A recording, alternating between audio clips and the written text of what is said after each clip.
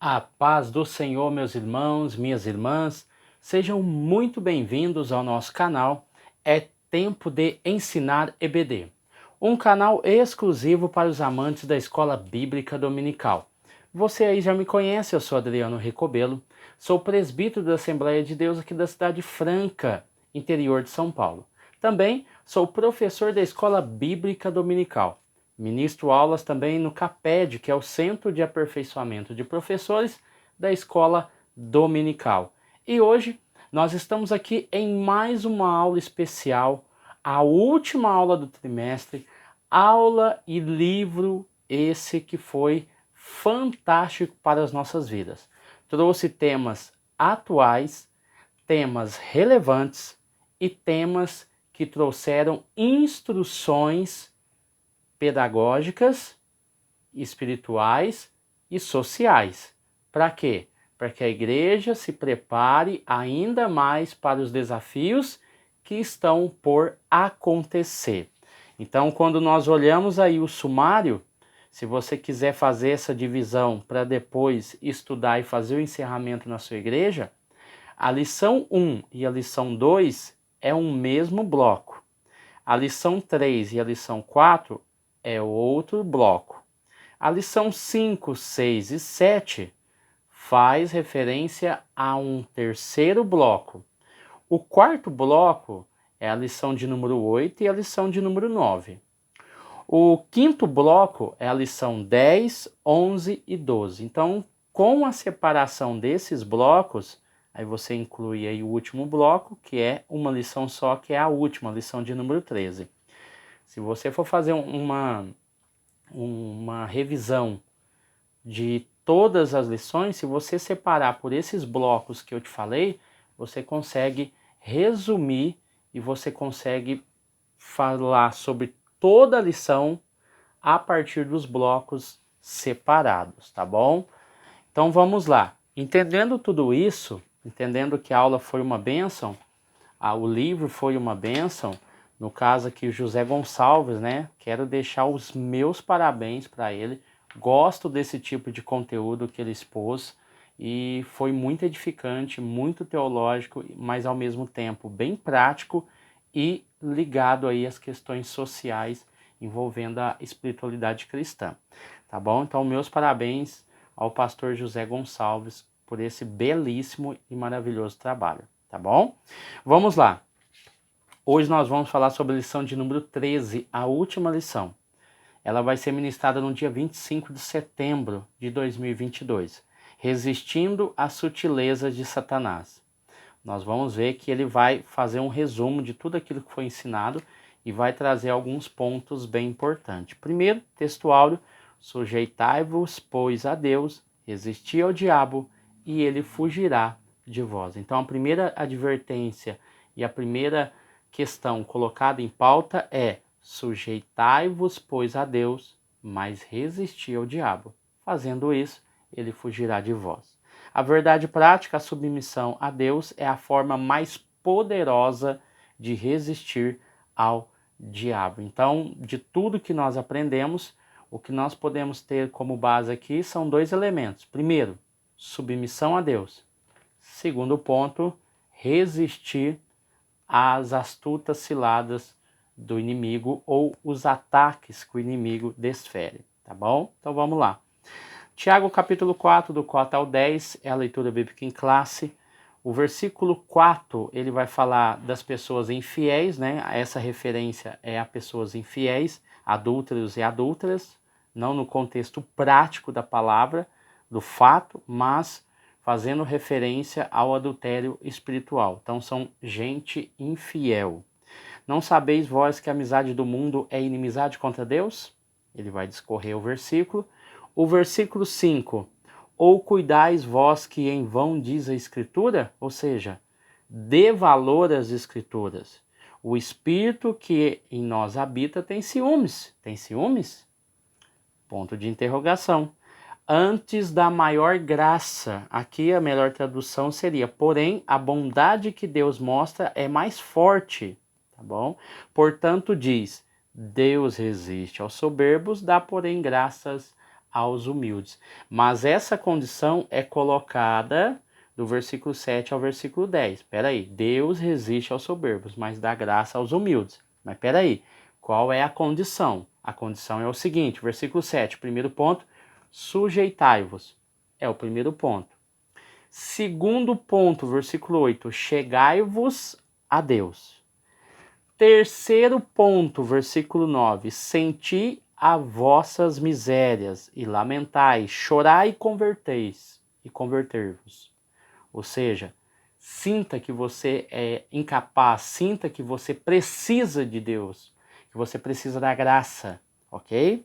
E o versículo 10 é humilhai-vos perante o Senhor, ou seja, 4 palavrinhas importantes, sujeitai-vos, mas o contraponto vem lá embaixo, humilhai-vos, chegai-vos a Deus, tá, eu sim me chego a Deus, mas eu tenho que sentir que eu não sou nada, senão não adianta. Se eu chegar perante Deus e achar que eu sou o bambambam, não tem efeito nenhum, ok? Então, pega essas palavrinhas chaves aqui, se você quiser discorrer alguma coisa no final ou durante a aula, tem esses pontos aqui que são interessantes. Vamos lá, na introdução. A introdução ele vai sempre colocar alguns parâmetros aqui concernente ao conteúdo. Nós destacamos aqui a questão do o diabo tem procurado de todas as formas desviar a igreja do seu propósito e missão. Então, propósito e missão. O propósito que nós temos dentro da igreja e a missão ao qual nos foi dado. Então, o diabo tenta colocar empecilhos para atrapalhar o propósito e a missão que foi outorgada à igreja. Segundo ponto, o autor vai colocar que nós estamos vivendo um período de um evangelho diluído e também dizer e afirmar que há uma mistura por causa dessa diluição.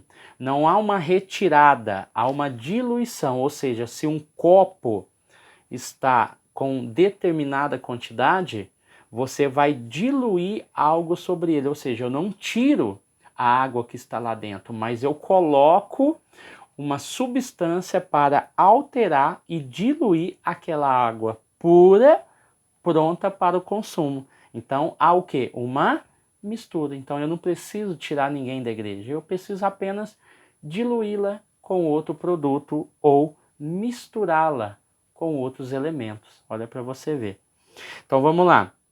A igreja só será vitoriosa na guerra contra o adversário se centralizar a vida de seus membros no Cristo ressuscitado. Então, o cristianismo tem como foco o Cristo ressuscitado. Que nenhum cristão sairá vitorioso nessa guerra se não possuir forte compromisso com a igreja local.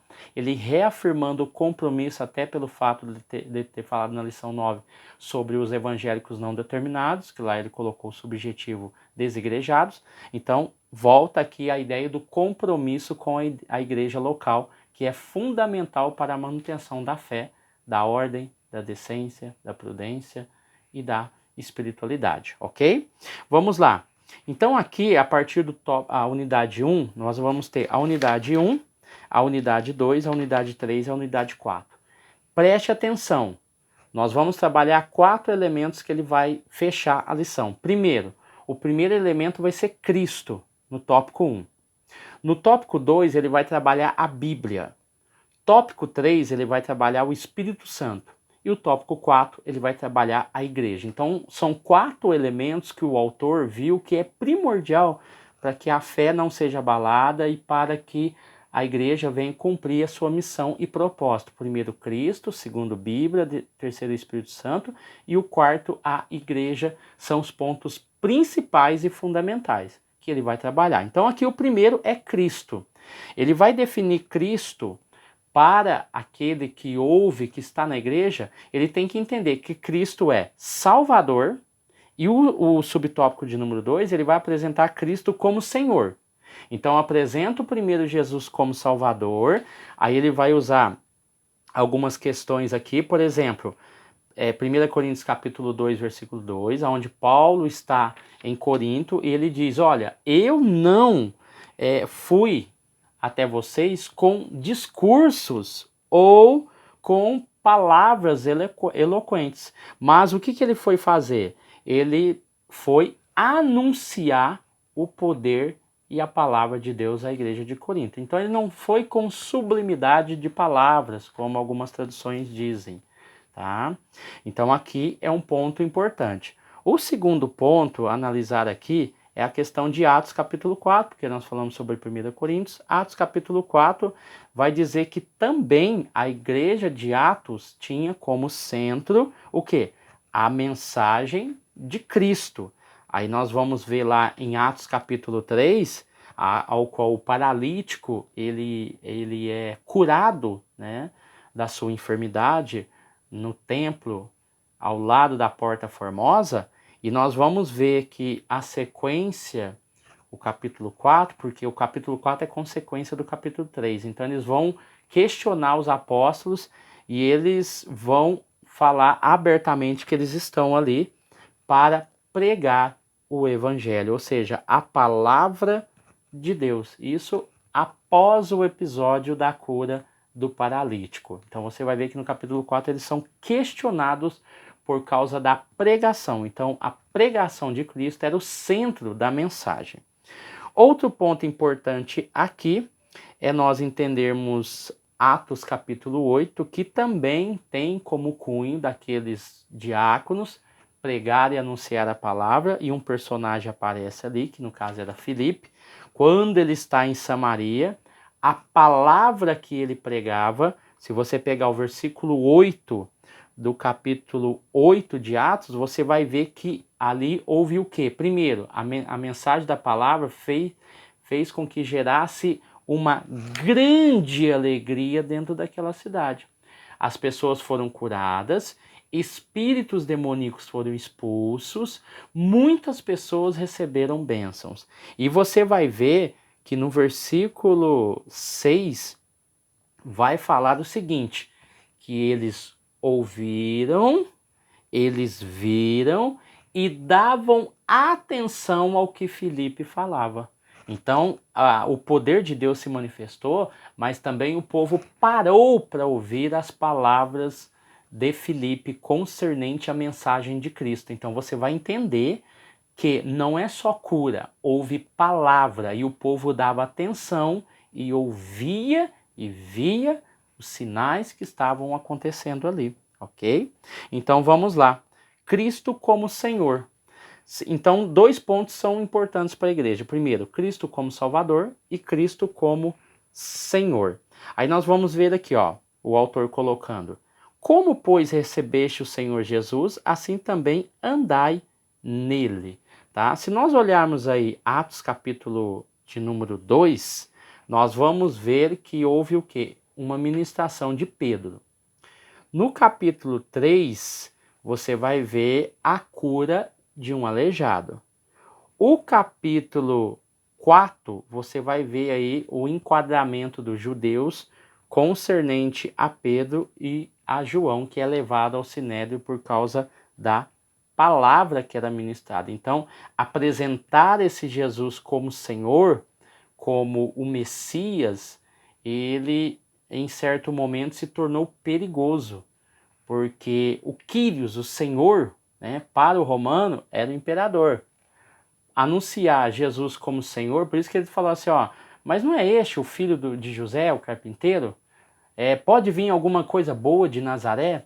Eles não acreditavam que Jesus poderia ser o Messias. Então eles estavam apresentando Jesus como o Senhor. Então reconhecer Jesus como Senhor é fundamental para o cristianismo e para qualquer pessoa que está dentro do cristianismo, tá? E tem muitas pessoas que às vezes não compreendem a magnitude, o poder, o significado dessas palavras. Quando lá em Apocalipse ele é Senhor dos senhores e Rei dos reis, é uma afirmação muito grave.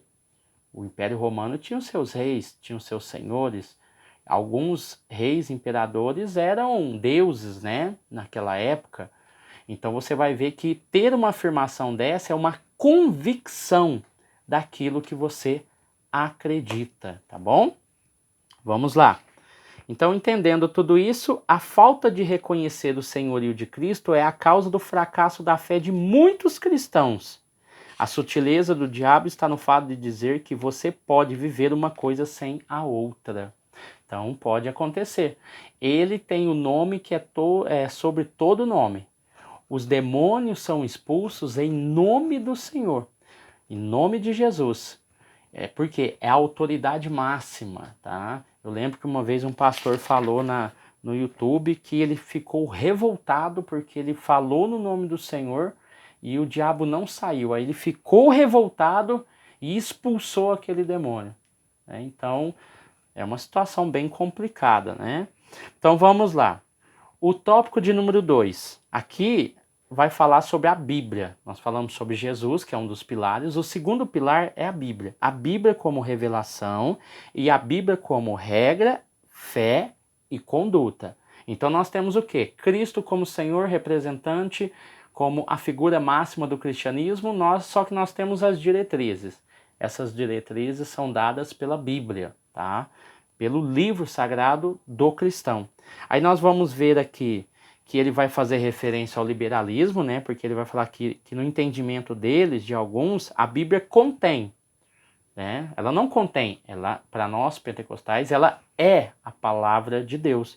Aqui ele fazendo uma crítica ao liberalismo teológico. Então, o liberalismo teológico diz, a Bíblia contém, ou a Bíblia torna-se palavra de Deus. Para nós pentecostais, a Bíblia é a palavra de Deus. Levando em consideração também os argumentos e as afirmações de Martinho Lutero, que falava sobre a sola scriptura, ou seja, somente as escrituras. Dentro dessa questão das escrituras, nós vamos ver alguns pontos importantes, que é a inspiração verbal dela, ao qual Deus, por inspiração divina, inspirou esses homens, os autores, a escreverem a Bíblia Sagrada. Então, as palavras, os temas foram dados pelo Espírito Santo. E nós temos também a inspiração plenária, ao qual nós afirmamos dentro da teologia pentecostal que ela foi inspirada toda por Deus, tá bom? E aqui nós vamos ver também que a Bíblia é, por isso que ele vai afirmar aqui, ó, tome cuidado. Convém dizer que a Bíblia é a palavra de Deus, enquanto lá em cima ele diz que alguns teólogos, principalmente os liberais, dizem que a Bíblia contém ou torna-se, é bem diferente. Aqui ele está afirmando, a Bíblia é a palavra de Deus, por quê?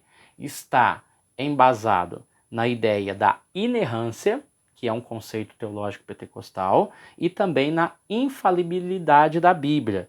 Dentro da infalibilidade da Bíblia, nós vamos ver que são 3 pilares. Aonde encontra a infalibilidade da Bíblia? Na questão do propósito dela, na questão da promessa e na questão da profecia. São 3 elementos indispensáveis para entender a infalibilidade da Bíblia. A inerrância está na informação ou nas informações contidas nela e também no propósito que ela esboça, tá bom? Então, está aí o conceito de inerrância e de infalibilidade da Bíblia, tá bom? Então, vamos lá. A Bíblia como regra de fé e conduta. Nós não temos um livro de autoajuda, não é um livro de algum autor famoso, não. É a Bíblia. Então, nós temos nela regra de fé e conduta. Aí nós vamos ver que ela é fonte dos valores éticos, morais e espirituais. E posso acrescentar aqui também a questão do social. Ela também nos orienta concernente às ordenanças sociais e às demandas sociais da sociedade, tá bom?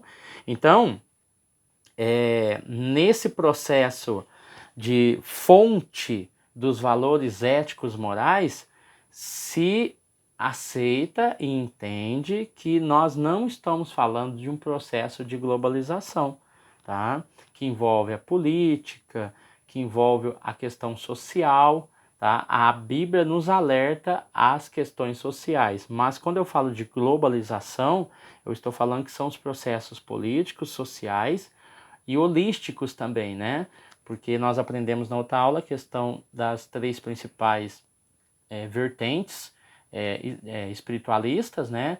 O hinduísmo, taoísmo, e tem mais um outro que nós falamos, né? E você vai ver que esses 3 conceitos, o confucionismo também, né, o zoroatrismo, que não foi citado, eles fazem parte do processo de globalização que fez com que esses elementos espirituais chegassem até o Ocidente, chegassem até a Europa, tá? Então vamos lá. Dentro desse conceito aqui, a Bíblia, ela é a fonte dos valores éticos. Aí dentro dessa questão ele colocou alguns pontos, né, que foi a questão da idolatria, adultério, divórcio, ideologia de gênero, tá bom?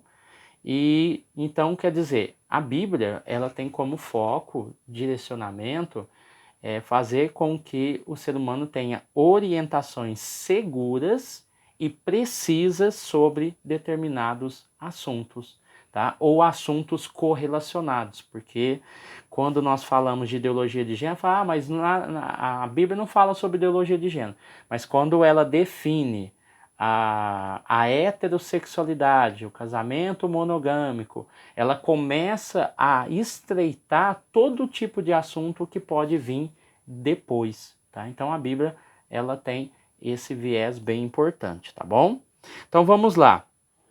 O tópico 3 vai falar sobre o comprometimento com uma vida cheia do Espírito.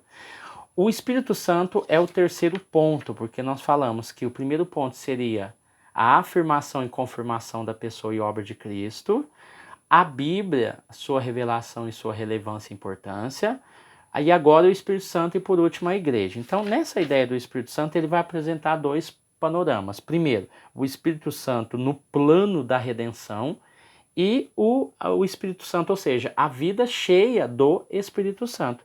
Então o primeiro subtópico aqui vai nos dar a referência de que é o Espírito Santo que conduz o homem a Cristo. João, capítulo 16, do 8 ao 11, o versículo 11 vai deixar bem claro que o Espírito Santo ele convence o homem do pecado, da justiça e do juízo. Então esses 3 elementos, eles casam muito bem com João, capítulo 14, versículo 6, que também é uma tríade. Só que lá Jesus vai dizer, eu sou o caminho, eu sou a verdade e eu sou a vida. Então, eu sou o caminho e a verdade e a vida. Contrapõe-se ou é concomitante, na verdade a palavra mais correta, com o papel e a função do Espírito Santo. Ele gera vida? Gera. Ele gera fruto do Espírito? Gera. Mas qual que é o papel fundamental e primordial do Espírito Santo?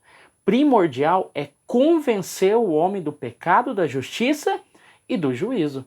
Então eu tenho também uma tríade que tem uma sequência. Pecado, que gera juízo, pecado, justiça e juízo. Ou seja, o pecado vai passar pelo crivo da justiça. E a justiça vai determinar se esse homem vai ser condenado ou não, tá? Pecado, justiça e juízo, tá bom? Então nós temos aqui uma tríade, assim como a tríade de João 14, versículo 6, que tem um papel e um foco totalmente diferente do papel e foco do Espírito Santo. Entendendo tudo isso, o versículo 13 do mesmo capítulo 16 de João vai falar que ele, além de ter essa tríade como elemento principal da missão, ele também vai ser um guia na verdade. E além dele ser esse guia na verdade, porque Jesus falou que ele é o caminho, a verdade e a vida, quando ele coloca esse homem no caminho, esse caminho é a verdade. Então ele vai guiar na verdade e vai revelar o quê? O que virá. Então esses propósitos do Espírito Santo, eles são importantes para nós entendermos o papel e a função. O Espírito Santo não é um serviçal, ele é um Deus, ele faz parte da Trindade, tá? Ele não é um serviçal de ninguém, mas ele tem papéis de importância no processo da salvação. Não é que ele é menor do que o Pai, do que o Filho, ou que muitas das vezes nós não oramos para o Espírito Santo, entendendo que ele é inferior. Não, ele tem o seu papel dentro da Trindade. Então vamos lá. O texto vai colocar aqui que os capítulos 6 e 7 e 8 da carta de Romanos vai também nos mostrar a questão de alguns elementos importantes. Por exemplo, no capítulo 6, versículo 1, a pergunta de Paulo é o seguinte: continuaremos no pecado? Ponto de interrogação. Aí ele mesmo vai responder: de forma alguma. Ou seja, o Espírito Santo tem o papel de convencer esse homem. A partir do momento que somos convencidos, a ideia é sair, é fugir, é nunca mais voltar. Tá? Vamos lá. Então, nesse conceito aqui, nós vamos ver que o autor também colocou o seguinte: foi por meio da lei do Espírito de vida que o cristão pode vencer a lei do pecado e da morte. Romanos 8:2. Lembrem-se, analisem aqui. A liberdade que nós temos em Cristo não é uma liberdade para que eu possa fazer o que eu quiser e depois voltar a Cristo e pedir perdão e fazer isso num ciclo vicioso, tá? Num ciclo vicioso. Preste muita atenção no que eu estou falando. Ciclo vicioso. Eu faço, depois peço perdão. Faço e peço perdão. De forma consciente, tá? E intencional. Mas aqui o autor está dizendo que nós saímos debaixo da lei do pecado, que já existem critérios, normas e punições, lei do pecado, para entrar debaixo da lei do Espírito, ou seja, estar na presença, estar com Cristo, estar ou fazer parte do processo de salvação, não me isenta de estar debaixo de alguns critérios e algumas normas. Eu estou debaixo da lei do Espírito. Eu não posso fazer aquilo que eu quero ou aquilo que eu desejo. Eu tenho que fazer a vontade do Pai, fazer a vontade do Filho e fazer a vontade do Espírito Santo. Então, nada de liberdades condicionadas ao qual você diz: eu vou fazer e depois não vai dar nada. Tome cuidado, que às vezes pode ser o seu último dia. Às vezes pode ser um laço mortal que destrói sua família, destrói seu trabalho, destrói a sua casa, destrói a sua vida. Então tome cuidado com essa ideia de uma liberdade condicionada ao ser humano. Ela não está condicionada ao ser humano. Ela está condicionada a Deus e ao Espírito Santo. É o Espírito Santo quem determina o que pode e o que não pode fazer, e se ele tiver que intervir, falar, ele fala, tá? Então é por isso que ele dá o fruto do Espírito para que possamos enfrentar essas dificuldades que vêm. A vida cheia do Espírito é o subtópico de número 2, aqui ó, essa capacitação para a santidade permite ao cristão viver uma vida cheia do Espírito, diante de um mundo hostil. Então nós vamos ver que o Deus nos predestinou, o que ele predestinou? Ele predestinou a salvação e predestinou a condenação. Ou seja, aqueles que não obedecem à palavra serão predestinados à condenação. E os que receberem a palavra estão predestinados à salvação. Falar em predestinação às vezes dá um medo, né? O que nós diferimos do calvinismo é o quê? É a predestinação, a eleição antecipada dessa pessoa para a salvação e a eleição antecipada para a condenação. O que nós aceitamos no pentecostalismo é a predestinação do homem à salvação e a predestinação do homem à condenação. Ou seja, o homem escolhe, ele tem o poder de escolha e ele decide através da aceitação de Cristo ou não. Por isso que o local está predestinado e não quem será lançado nesse local. Então está muito bem claro, né? Então vamos lá. Aqui ele vai citar 2 Tessalonicenses capítulo 2, versículo 13, né?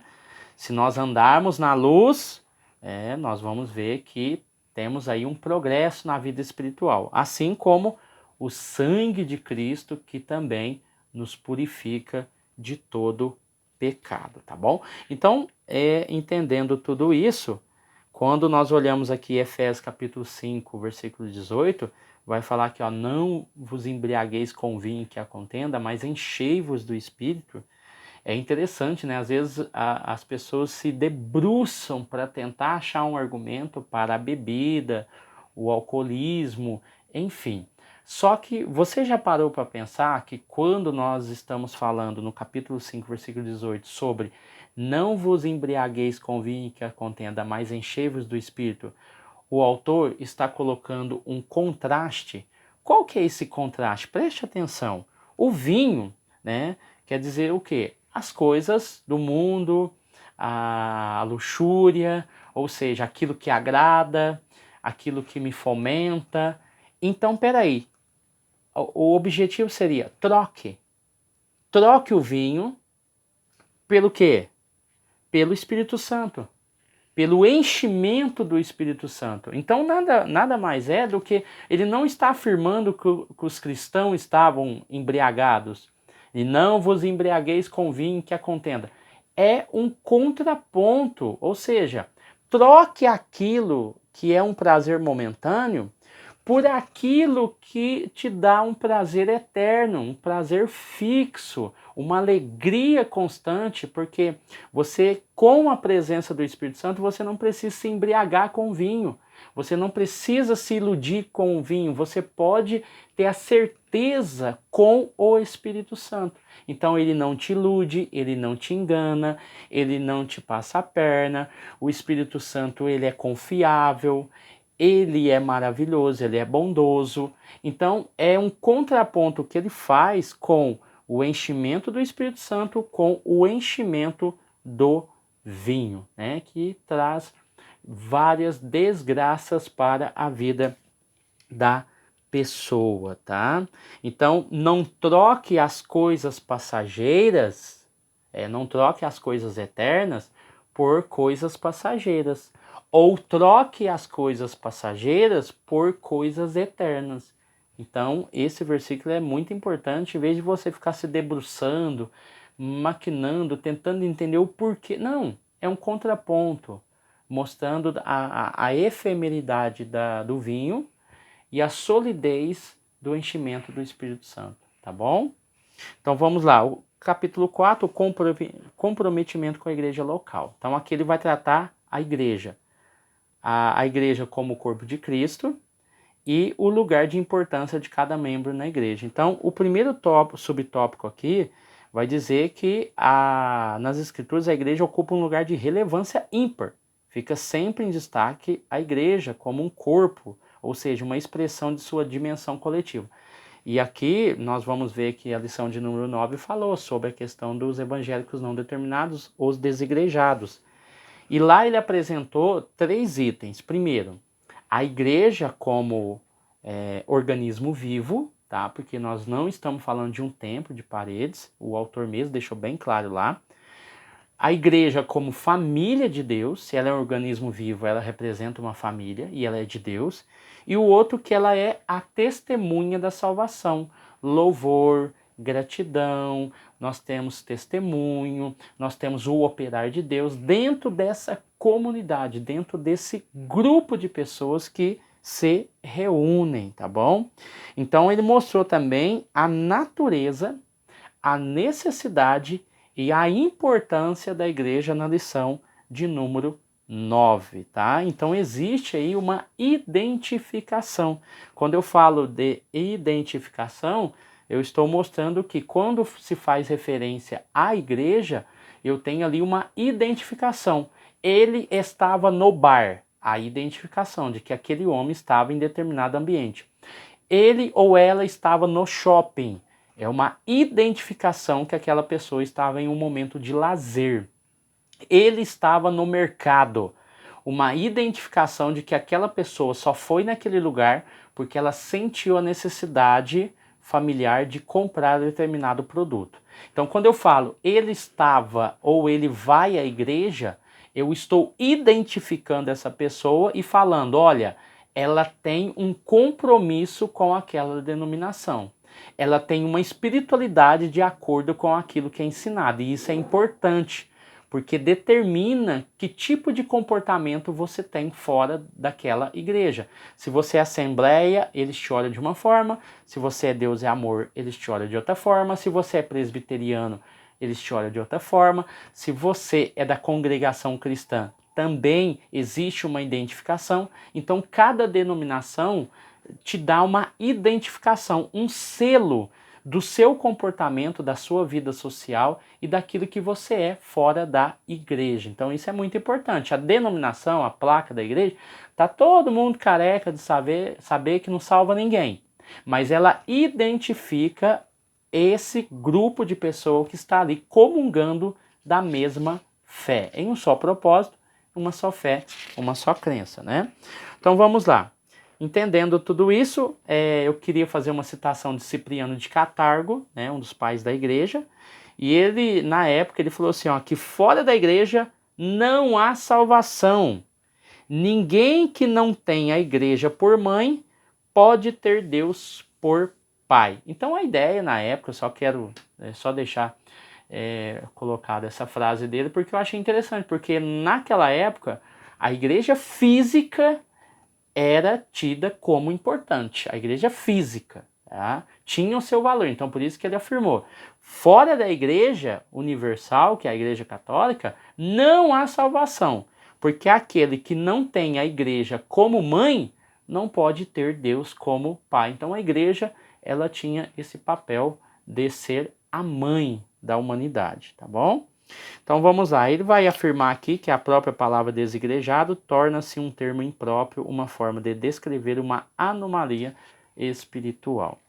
O subtópico de número 2, o último, o lugar e a importância de cada membro da igreja. Aqui ele vai usar a palavra igreja, jamais deve significar templo.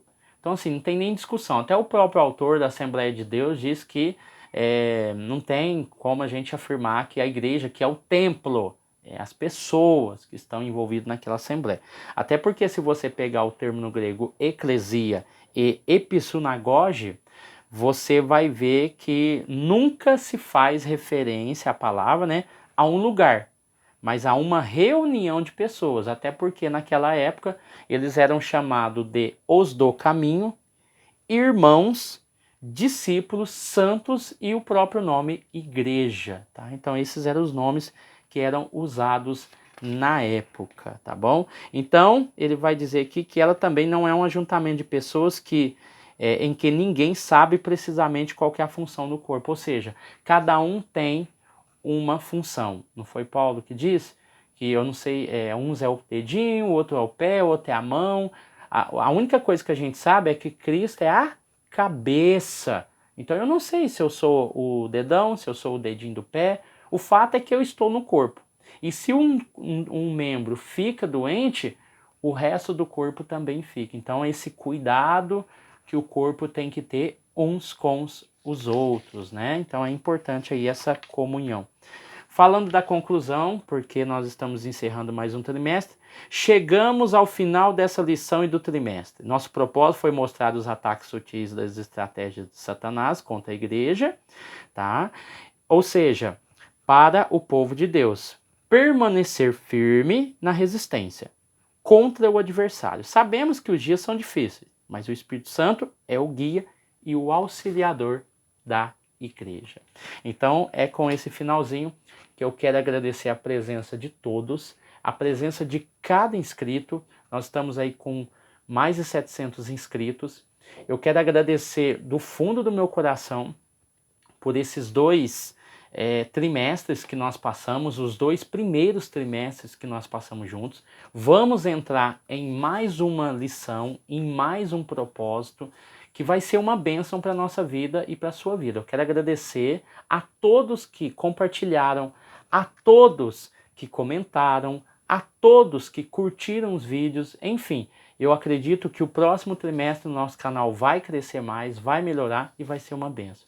Quero aqui também pedir a sua compreensão e a sua ajuda. Nós estamos em um propósito de comprar um microfone profissional e eu preciso e peço a vocês a ajuda, uma contribuição. Se você quer contribuir com o nosso canal, gosta do nosso conteúdo, gosta da minha pessoa aí, vendo aí no YouTube, gosta dos meus adicionais, da minha forma de ministrar, eu peço a vocês encarecidamente que nos ajude o nosso canal. Eu deixo sempre o Pix na descrição do vídeo, pode ser qualquer valor, pode ter certeza, vai ser uma bênção para a sua vida e para a minha vida. Deus abençoe você, sua casa, sua família, e fique aí até o próximo vídeo em nome de Jesus. Amém?